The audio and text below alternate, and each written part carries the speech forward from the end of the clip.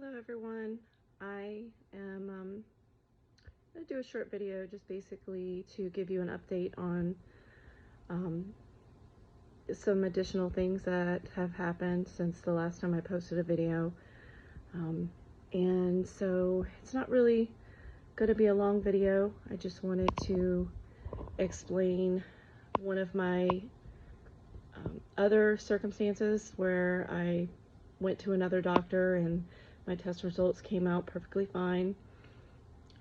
So I had recently went to the cardiologist to do a monitor. It was a 2-week monitor, as well as do an echocardiogram. And the reason for that was because of the palpitations, because when this has been going on for many years, but I do have a lot of like heart issues in our family, such as AFib and things like that. So I have been to the cardiologist before in regards to this, but the difference is that since the last time, which was many years ago, I had a lot more episodes of my heart racing in the middle of the night, getting as high as 180 beats per minute. And I also have a lot of skipping the heartbeat. My heart skips beats back to back sometimes. It doesn't happen all the time, but I do notice it's even more when I'm working out, which I have not been recently. I did go and play badminton with my family back on Easter, and that it got really bad where I had to stop playing, and it took a long time for my heart to stop doing that. So it kind of scared me a little bit for sure, and I just wanted to go get some test runs just to make sure that there's nothing else going on with my heart. So I went to my follow-up yesterday, and he said that my heart is perfectly fine. It was a very small, like, I think it's called mitral prolapse. He said it was very normal and it's nothing that would cause any issues that I would notice, that he had it himself and nothing to worry about. But other than that, everything showed out perfectly fine. Didn't catch any of my episodes in those 2 weeks, which is odd because I definitely had a lot of the heart skipping. So those monitors are a little bit like, I don't know how accurate they are because you have to push the button as you're having it. And for anyone that has these type of situations, you know it's not that quick. Sometimes it'll just do it a couple times and stop. So by the time you push your button, it's over. So anyways, it didn't matter. Like, I was just happy to hear that the echocardiogram came out really well. But what was interesting is I mentioned to my cardiologist, and I don't know him that well. I've only been to him a few times. But when he told me everything was good, I was very happy. I was like, that's fantastic. Glad to hear that. At least I know whatever's going on, it's not life-threatening. I said, and he goes, and I said, I do happen to know or have an idea what could be causing this.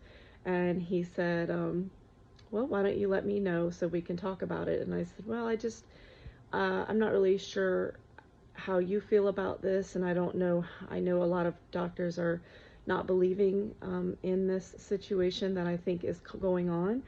But I'll tell you, and I explained to him the breast implant illness, and, you know, to my surprise, he actually said there is a lot of women that have been coming to him in the last few years that have been also bringing this to his attention. And he said it's certainly something that's got his curiosity.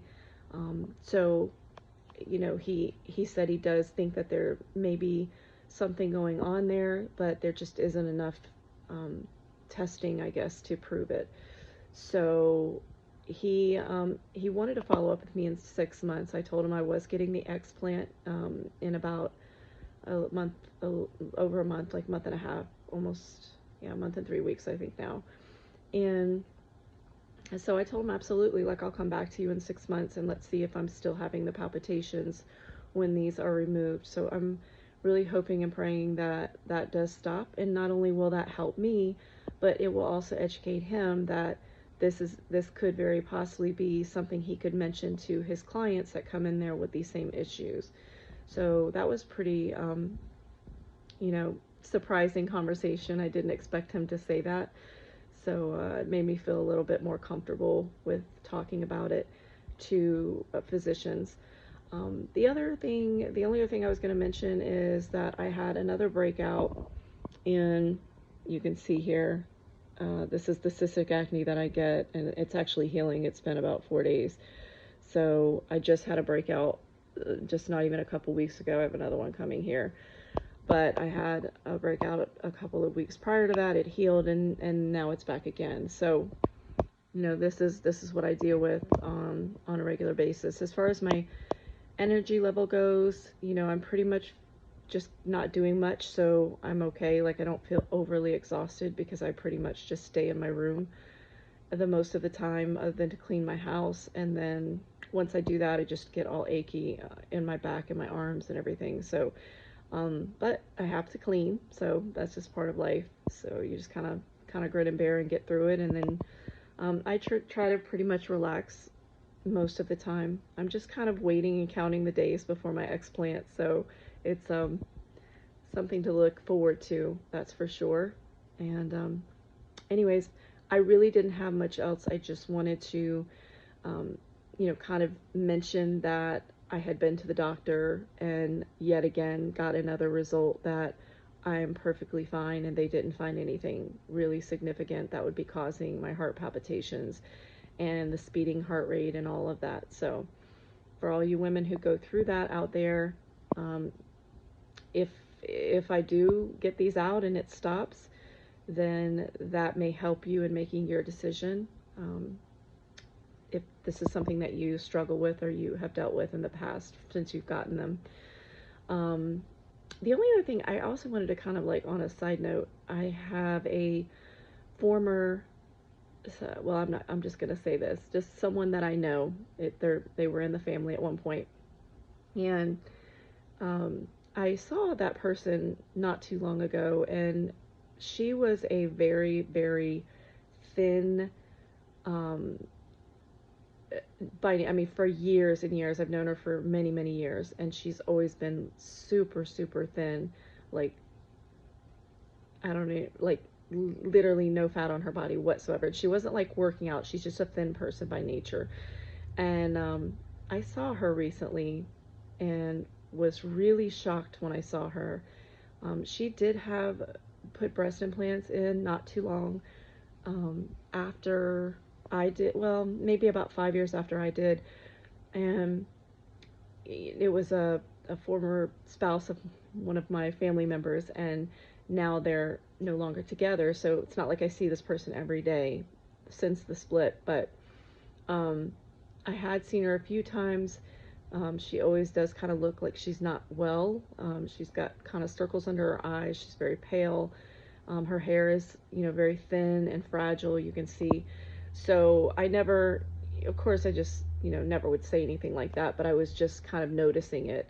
And, I remember her from before. She's a beautiful girl, and her hair was so shiny and pretty, and her eyes, everything was so bright. And then, of course, like I said, she's really thin. Well, when I saw her, it was at someone's funeral, unfortunately.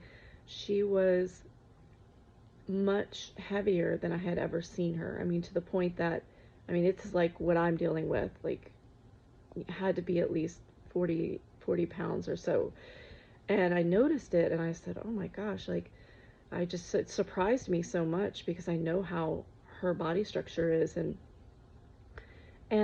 she just looked really different to me. Her face, everything still, again, looked kind of drawn in and not well. Anyways, I asked her daughter how she was feeling, and asked her if she was struggling with any medical problems that she knew of.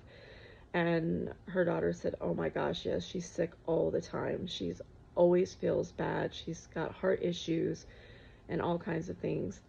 So I did mention to her to, have her research and look into the breast implant illness, because it may be something that could, at least provide the information, and then she could make a decision of whatever she wanted to do, if that is in fact the cause of what is going on with her. But I just thought it was really shocking to see her, first and foremost, but then also to know that she's having medical problems and has been for many years, anxiety, heart problems, the same things that, I've been explaining is what her daughter had said she was going through.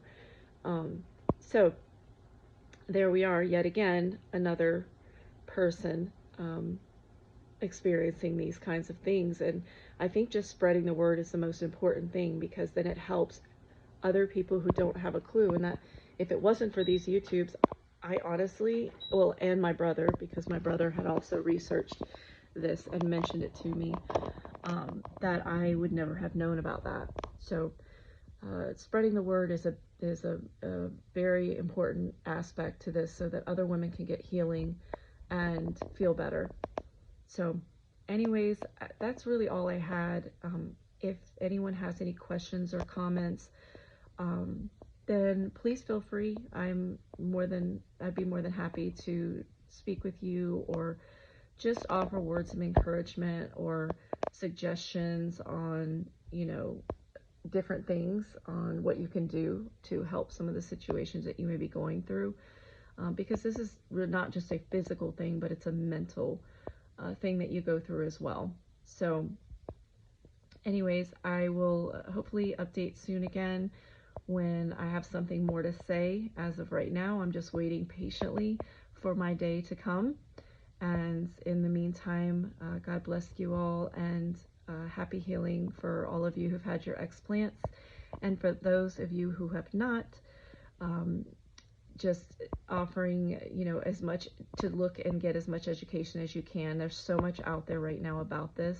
So just use that information and make your decision with what's best for you. Okay? All right. Take care. Bye-bye.